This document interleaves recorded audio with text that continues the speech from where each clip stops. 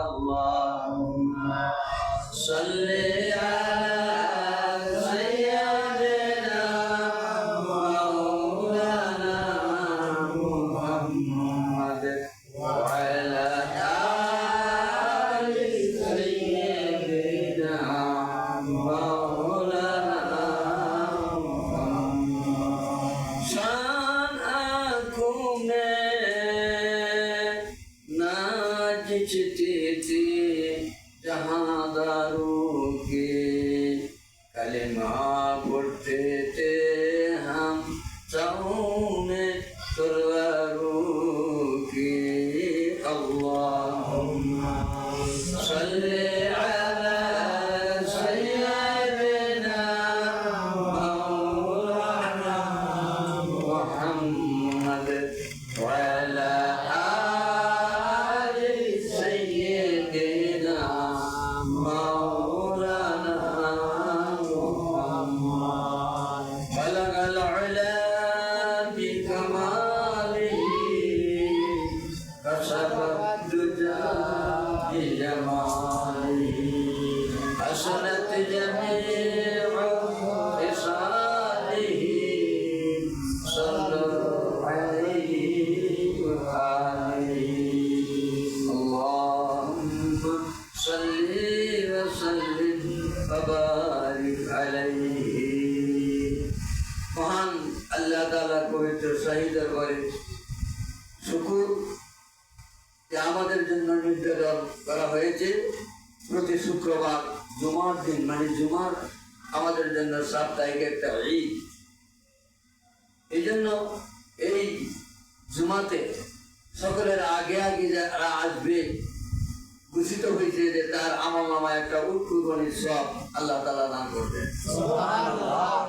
কাজে সকলের আগে আগে আসলাম।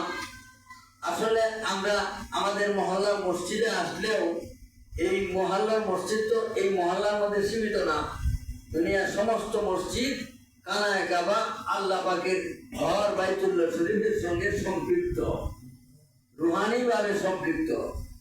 কাজেই এই মহল্লার মসজিদ হলেও মন মানসিকতা নিয়ে যদি কেউ মনের আগ্রহে সকলের আগে আগে মসজিদে আসবো, আল্লাহর ঘরে ঢুকবো, আল্লাহ তাআলা তার আমল নামায় একটা উট কুরবানির সওয়াব আল্লাহ তাআলা জমা দিয়ে দিবেন।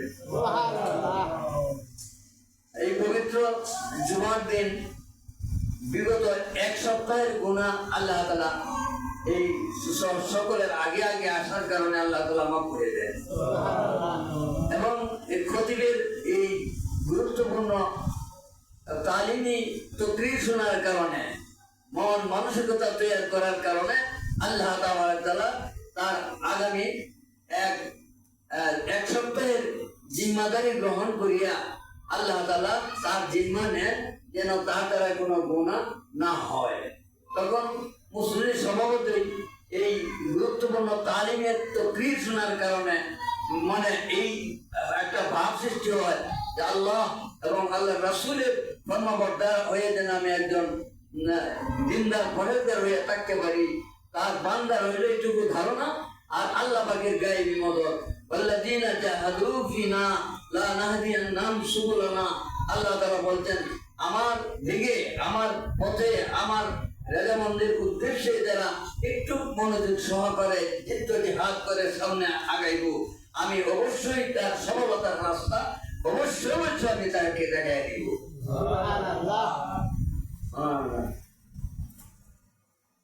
আলহামদুলিল্লাহ, আল্লাহ শুকুর। এই জন্য আমি খুব একটা আয়াত তেলাওয়াত করেছি। সেই আয়াতখানা পুরা দিন ধর্মের দিকে এই আয়াতখানার নির্দেশনা। ইয়া আইয়ুহাল্লাযীনা আমানু দুখুলু ফিস-সিলমি কাফা। আল্লাহ তাআলা ডাকতে মুমিনদেরকে ডাকতে বলতেছে, হে মুমিনগণ, হে বিশ্বাসী বান্দারা, যারা ঈমানের স্বীকৃতি দিছ, কলিমা পড়ছ, তারা মুমিন হইছ, সুতরাং তোমরা ধর্মে প্রবেশ করো। প্রবেশ করার মতো আমানুদ্দুখুলু ফিস-সিলমি উদখুলু যে শব্দটা যে আরবি কায়দা যেখান থেকে আসছে এটা গভীর এবং কঠিন, অত্যন্ত বেশি অর্থ দেয়। এমন ভাবে তুমি ঢুকো যে তোমার মধ্যে চলতে ফিরতে কথাবার্তা আচার আচরণের শয়নের স্বপনের ব্যবসা বাণিজ্যের লেনদেন বিবাহ সঙ্গীতের সর্ব অবস্থায় যেন ইসলামের ভাবটাই তোমার ভিতরে ফুটে ওঠে। ইসলাম ছাড়া তোমার মধ্যে আর কিছু নাই। আল্লাহ তাআলা এই জন্য এটা একটা দিয়েছে, উদখুলু ফিস-সিলমি কাফা, পরিপূর্ণভাবে তুমি প্রবেশ করো। মনে করেন একটা উদাহরণ দিই যে সম্ভবত সুর যদি এই সুর তো আমরা স্বাভাবিকভাবে বলি যে সুরে নাই শুনে ধর্মের কাহিনী। সুর সদাই খুব মনক্ষুণ্ণ এবং হীনমনতা হয়। আর এই সুর যদি এই রাষ্ট্রীয়ভাবে যদি সামাজিকভাবে চিহ্নিত সুর হয়ে থাকে যে এর ডায়েরি আছে, এর নামে এই পুরোনা ডায়েরি আছে, সে আসামি, তাহলে এগুলো তো আর বেশি বেশি বিরু, এটা বেশি বিরু।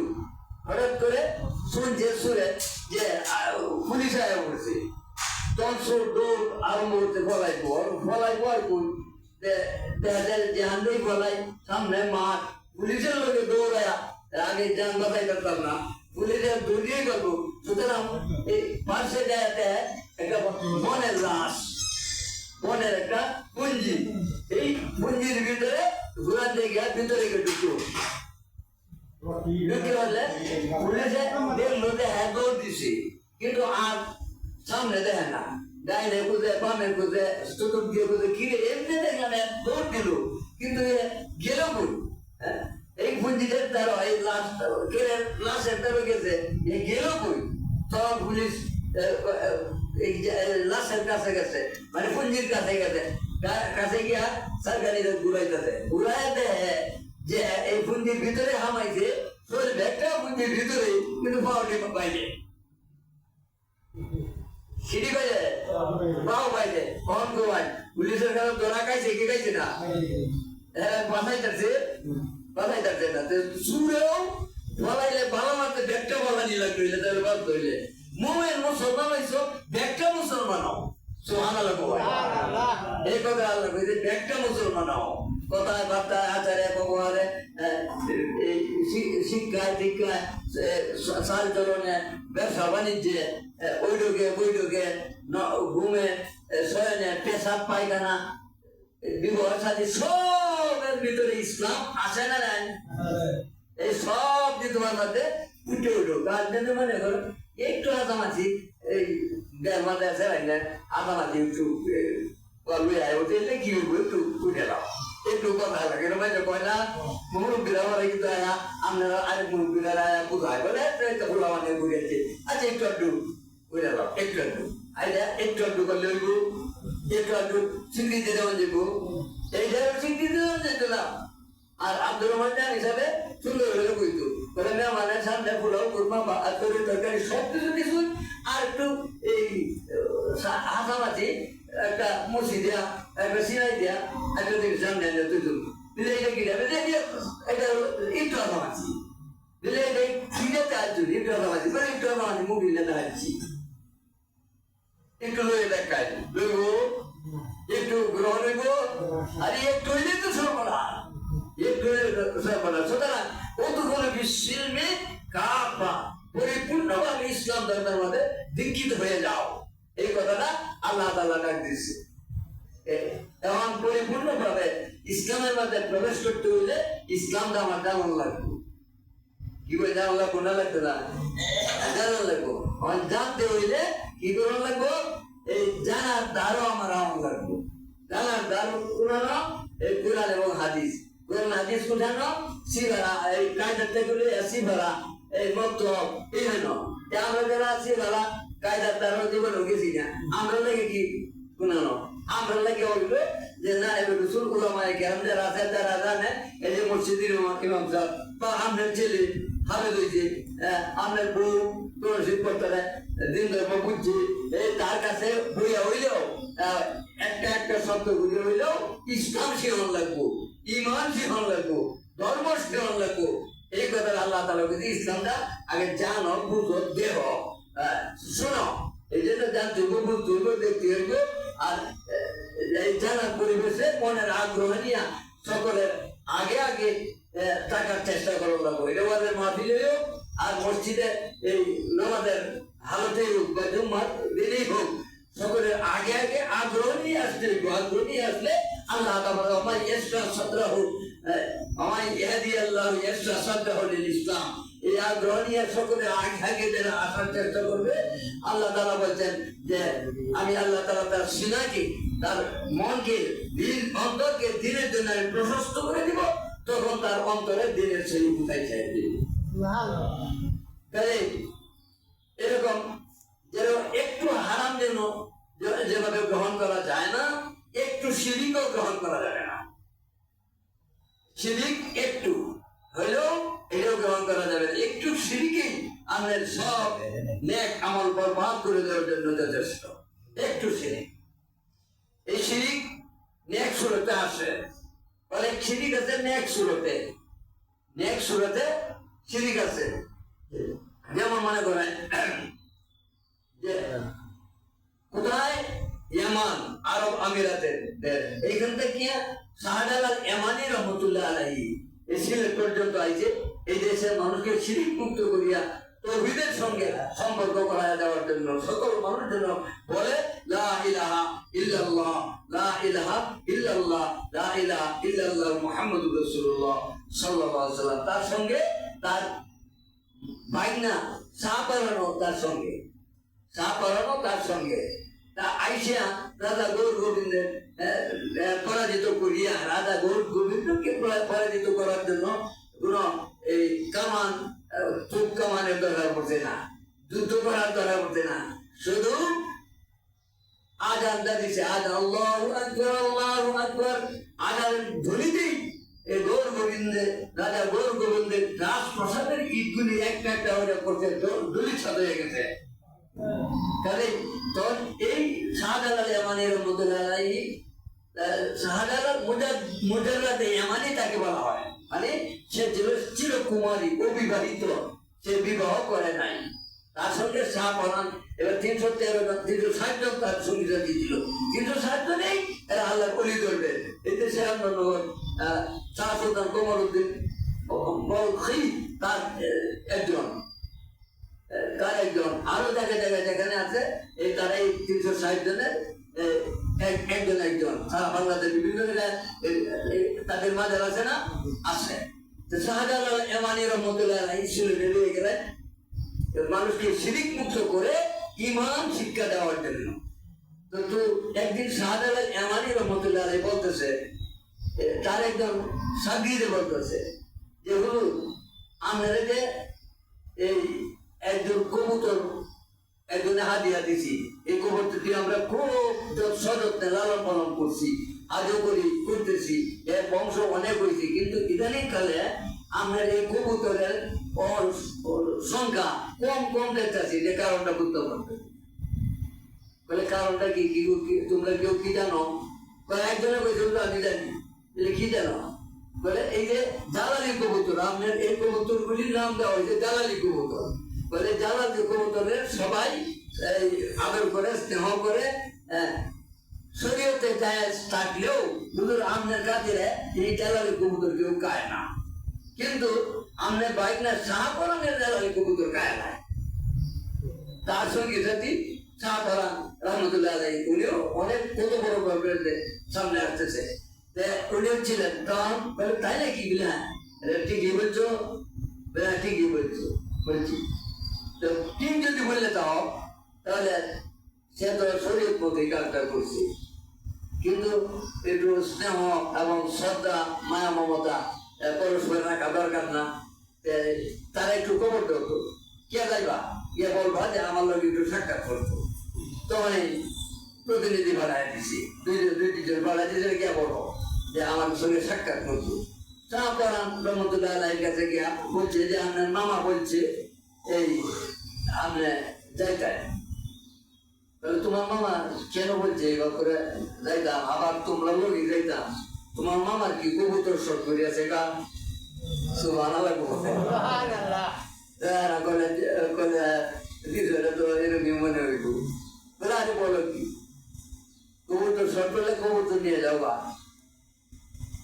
তখন এরা আর কথা কয় না, কথা না কইলে শাহপাড়া রহমতুল্লাহ উঠিয়া অন্ধের মহলে গেছে গিয়া একটা লুঙ্গি বা একটা গামছার মধ্যে কতগুলি কবুতরের ফাঁকসা এটার মধ্যে ভরছে, ডালছে, ডালিয়া পরে সাইড গুনার মধ্যে মিলাইছে, মিলাইয়া এরা তারা আইছে আয়া কয় যাই তোমরা ফিশারের কবুতর শর্ট মিলাই ফলে ভিতরে আড্ডু খাও, ভিতরে আড্ডু খাইছে বলে তোমরা আতো কি বলে কবুতর পারো কান্দে বাড়ি দুই হাত দিলে কবুতর সারো সারো, আবার আড্ডু খাও, আবার আড্ডু খাইছে, আড্ডু হলে আবারও কবুতর সারো, এবার ডুগায় আর সারতাছে, ডুগায় আর সারতাছে, ডুগায় আর সারতাছে।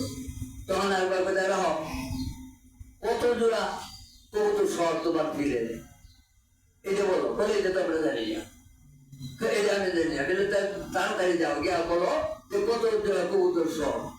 পরে আর দৌড় দৌড় করে তারা রওনা দিয়া হুজুরের কাছে আজ আয়া বলে হুজুর এই কাণ্ড ঘটে গেছে গা।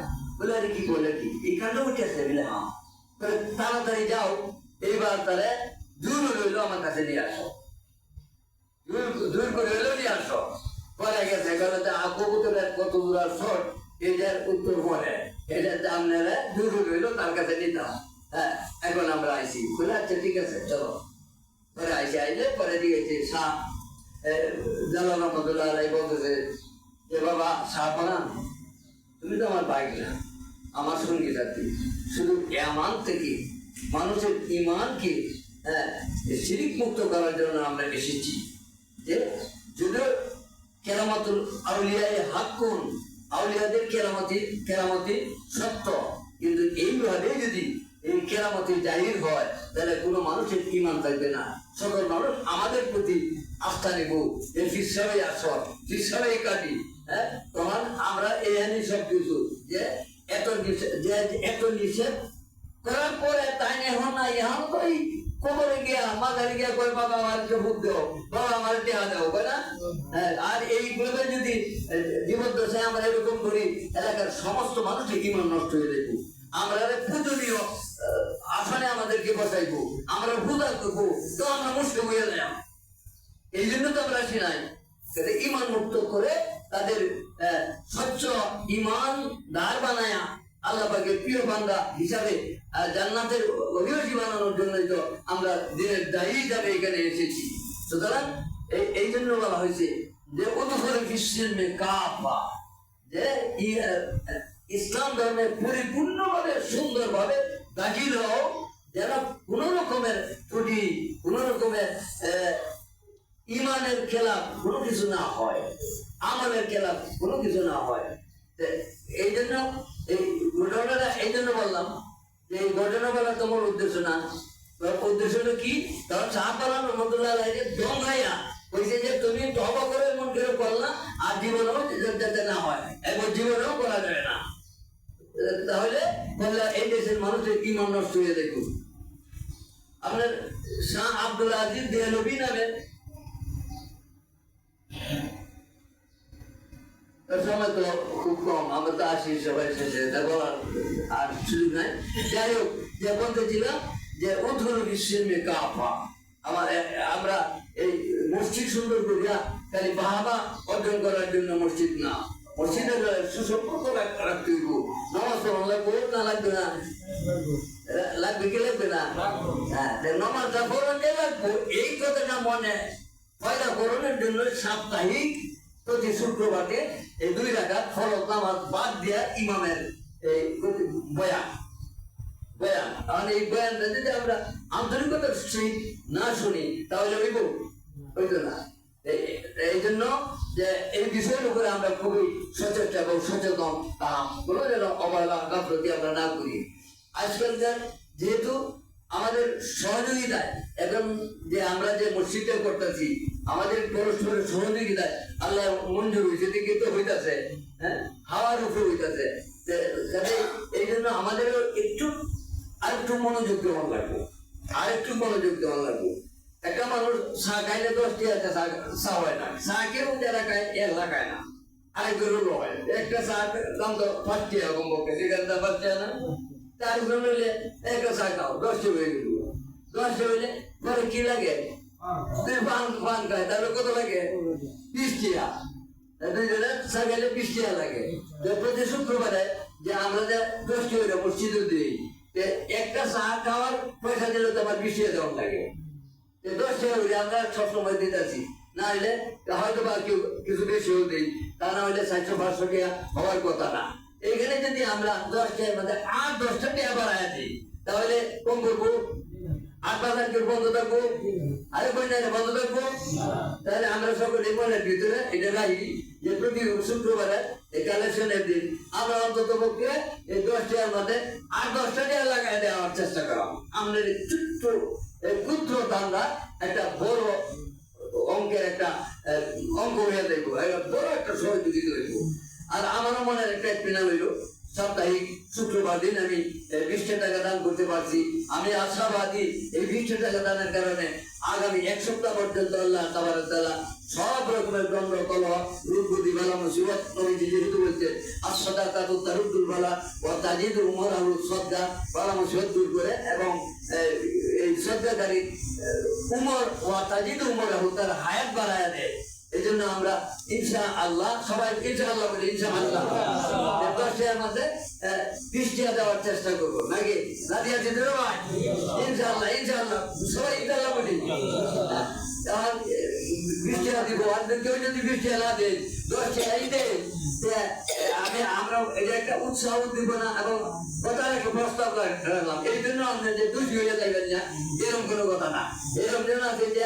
আমরা প্রত্যেকেই 10 টাকা দেওয়া দিই কেউ 5 টাকা দিই কেউ দেই না এরকম করি না এরকম করি তো আমি আরেকটা জিনিস আমি লক্ষ্য করে দেখছি যে আমরা যে মুষ্টিটা দিই আমি যারা মুষ্টি উগায় এর কাছে জিজ্ঞাসা করছি সকলেই এক হয়ে দেয় ঠিক আছে না কিন্তু এই প্রথম থেকে শুরু থেকে আমার জানা আছে যে তারা আধা কেজি দেয় এই প্রথম থেকে আধা কেজি দেয় এই আধা কেজি হলে যদি হইতো তাহলে তো আরো একটু ভালো হইলে যেটা হয় আর একটু বেশি হলে হিমচিম খাওয়া হইতে গরুকে বেতন নেওয়ার জন্য খুবই কষ্ট হইতেছে এই জন্য আমরা মা মহিলারা বলি যে যারা এক পুত্র দিই 1 পা এই যে পুত্রটা যদি একটু উঁচা হইতে দিই 1 মুঠ বেশি হইল না 1 মুঠের কারণে এটা চাউল বানিয়ে দেবো আরো 2 চেন পারবো কি পারতো না আর এক ডিপের মাঝে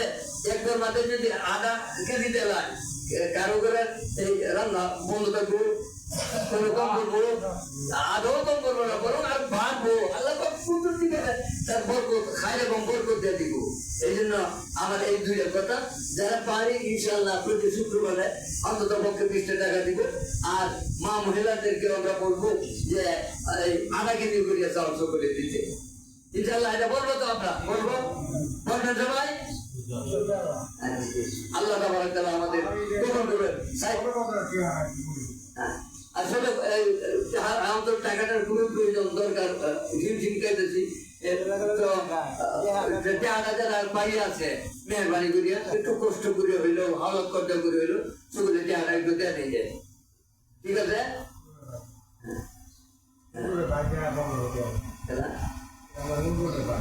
নতুনের বাইক না अच्छा हमारे सच्चा दान है ना कुछ